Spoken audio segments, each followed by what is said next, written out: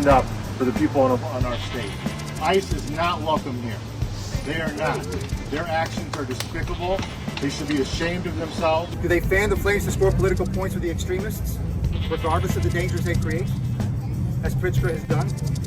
Or do they call for reason, the rule of law, and peaceful coexistence to prevail? That's a choice each of us have to make. It's Ted Dabrowski. Before that, State Senator Villivalam about ICE in Illinois and the activities that are taking place.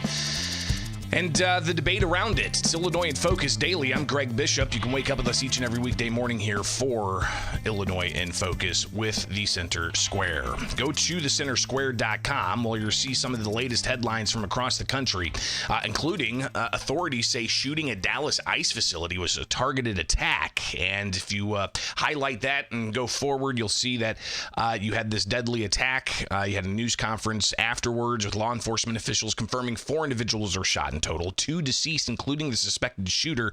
None of the victims were law enforcement, but they say it was a targeted act, as FBI Director Kash Patel posting a photo of unspent shell casings, and on those shell casings, you've got the words anti-ICE on them. So you've got Patel sharing that, and you see the clip where you've got the bullet tagged with anti-ICE.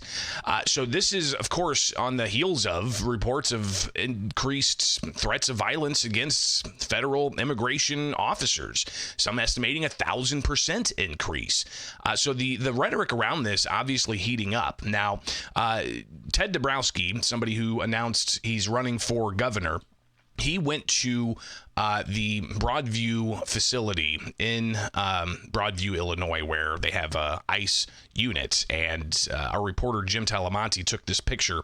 And you can see there are law enforcement on the roof of the Broadview facility, where they obviously knew what was going on down in Dallas. Now, Dabrowski had already scheduled his news conference outside of the Broadview facility to push for the end of the Trust Act in Illinois. That is the measure that says that state and local law enforcement can't cooperate with federal immigration officials. So Dabrowski, a Republican, saying that's a top priority for him, is reversing that law.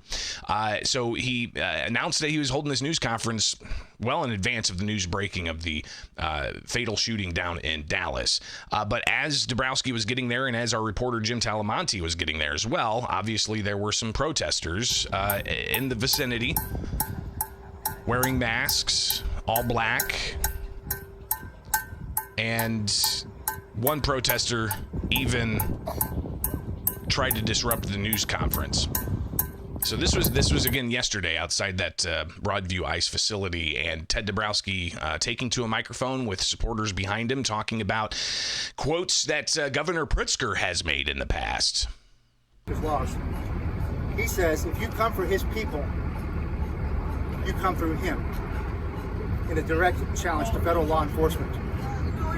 It's easy to talk big when you have security 24/7, taxpayer-funded security, like the governor and Chicago's mayor, both partners in these sanctuary policies and hostility towards law enforcement. Unfortunately, Brian McCann's brother and Joe Abraham's daughter were not so fortunate. And Joe Abraham was there, who lost his daughter, Katie, to a drunk driver who was here illegally. And he said that he can't get his daughter back. Katie's life is worth more than someone with getting due process and adjudicated and spend 10 years, maybe 15 tops, because of Katie. Katie's life was worth more than 10 or 15 years. I'm sorry. She lost 50 to 60 years of her life. And this person will see the light of day again. Katie will not. I'll never see her. She got death. I have a life sentence, and that's my Illinois, and it makes me very sad for our state. So Abraham saying that that's his Illinois, and it makes me very sad that this happened. But then you had somebody else get up with Dabrowski to share their thoughts, but protesters were working to disrupt that. If our leaders truly care about us, they will repeal the Trust Act and end the sanctuary policies, and let ICE do their job by removing dangerous criminals from our communities and our neighborhoods. Instead, they attack ICE as if they're... And again, I want to remind you, I mean, there were federal officers with firearms on top of the roof of the Broadview ICE facility, obviously keeping an eye on what was going on outside. Across the way in the city of Chicago, State Senator Villivalam and others elected officials were taking part in a news conference with the Illinois Coalition for Immigrant and Refugee Rights, the ICIRR, and they are obviously some group that wants more refugee rights and immigrant rights, and they are condemning the actions of ICE, something that Villivalam, again, this is later in the afternoon after the news broke that there was a shooting down in Dallas, where I believe one of the fatalities was an illegal immigrant that was being processed. So here is Villivalam talking about how they don't want ICE in their facility, in their jurisdictions. Everyone has the ability to live with dignity and respect. That is what we believe in. That's what we're fighting for. The very principle of what we're fighting for. Yesterday, what happened was disgusting, was inappropriate, it's shameful.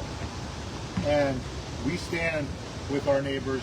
We are going to make sure we do everything in our power to stand up for the people on our state. And he's talking not about the shooting down in Dallas. He's talking about allegations of rough immigration customs enforcement officials apprehending people in communities. So he's critical of ICE in this presentation.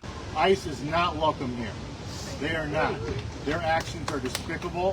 They should be ashamed of themselves. And he went on from there. Back to Dabrowski. He held his news conference, some interruptions from protesters, and a question to him about, what about the allegations of heavy-handed tactics from ICE officials on the streets of Chicago? In these moments of civil strife, political leaders show you who they are. Do they fan the flames to score political points with the extremists, regardless of the dangers they create, as Pritzker has done? Or do they call for reason, the rule of law, and peaceful coexistence to prevail? That's a choice each of us have to make. Governor Pritzker has made his unfortunate choice, and I have made a different choice, which is why I'm here today. So Dabrowski calling for civil debate about these issues, calling for the Trust Act to be reversed, something that was enacted by a Republican governor, Governor Bruce Rauner, but it's essentially saying that you can't have state and local law enforcement cooperate with federal immigration officials, and federal immigration officials say that's exactly why they have to be on the streets going and getting violent illegal immigrants, and if those violent illegal immigrants so happen to be around other people who are here as undocumented, they could get processed as well, because they're not going to the jails where some illegal violent aliens might be and have them notify ICE, hey, we've got this individual, come get them.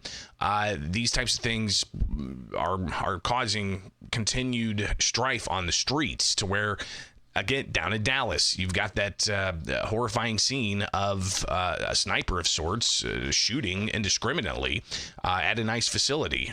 Vice President J.D. Vance talking about this issue yesterday at a stop where he spoke about public safety. Because I don't know if you all have followed the news, and we're still learning a little bit about it, but what we know is that in Dallas, Texas, an ICE facility, an Immigrations and Customs Enforcement facility, was opened fire upon by a violent left-wing extremist, a person who wrote anti-ICE messaging on their bullets, and there's some evidence that we have that's not yet public, but we know this person was politically motivated. They were politically motivated to go after law enforcement. They were politically motivated to go after people who are enforcing our border.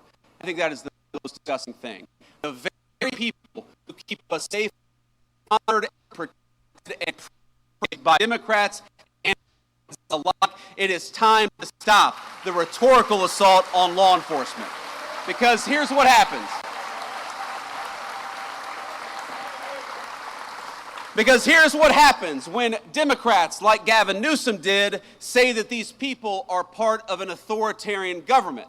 When the left-wing media lies about what they're doing, when they lie about who they're arresting, when they lie about the actual job of law enforcement, what they're doing is encouraging crazy people to go and commit violence. But if your political rhetoric encourages violence against our law enforcement, you can go straight to hell and you have no place in the conversation of the United States of America. That's, again, the Vice President yesterday talking to a crowd about public safety. This is something I don't think is going to go away anytime soon, especially as we get closer and closer and closer to the 2026 elections and how this works into the debate. We'll continue coverage at thecentersquare.com, and you can get those headlines in your inbox. Go to thecentersquare.com, click newsletter, and wake up with us here on YouTube for Illinois in Focus Daily.